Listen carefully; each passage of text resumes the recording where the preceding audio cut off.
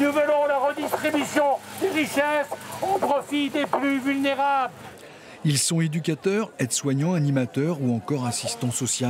Leur vocation est de soutenir les plus démunis, personnes handicapées, enfants en danger, adultes en détresse, des travailleurs de l'ombre dont les conditions ne cessent de se dégrader. Le secteur social est comme le Titanic, il est en train de sombrer. Oui, nous sommes extrêmement sinistrés, des enfants ne sont pas protégés, des personnes handicapées n'ont pas de mesures de protection, les services d'accueil de jour de la protection de l'enfance ferment. De moins en moins de moyens, de plus en plus de personnes en souffrance, surtout depuis le Covid, des prises en charge au rabais et au final, une perte de sens dans l'exercice de leur mission. En tant qu'aide-soignante, c'est le fait de plus avoir le temps de faire bien les choses. On travaille avec de l'humain en fait qui mérite le respect. On n'est pas des machines, on est là pour prendre soin d'eux. Ils sont souvent le dernier rempart pour la société avant qu'une personne en difficulté ou en échec craque ou passe à l'acte pour des salaires très modestes.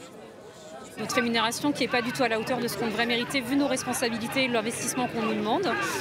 Voilà. Vous gagnez combien à peu près par mois? Moi je gagne 1 900 € après 10 ans d'ancienneté avec le Ségur qui va bientôt nous être supprimé. Voilà. Des acteurs dont le travail est reconnu, policiers, avocats, magistrats, s'appuient au quotidien sur leur engagement auprès des populations plus fragiles. Ils étaient près de 800 dans la rue, ce qui est rare, pour dénoncer la dangerosité des coupes budgétaires qui les touchent. Une véritable bombe à retardement.